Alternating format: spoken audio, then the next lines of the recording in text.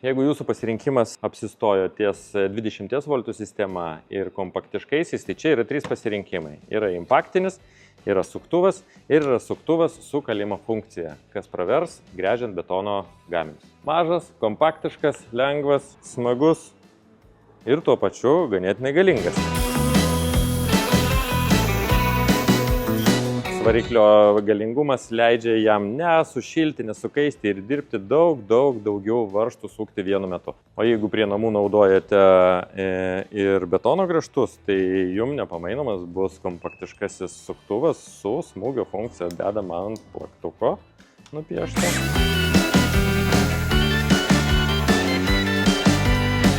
Matome, kad ir pakankamai tvirtą betoninę trinkelę išgręžia labai efektyviai su standartiniu grąžteliu. Jeigu grąžtelį panaudosime geresnį, rezultatas gali būti dar geresnis.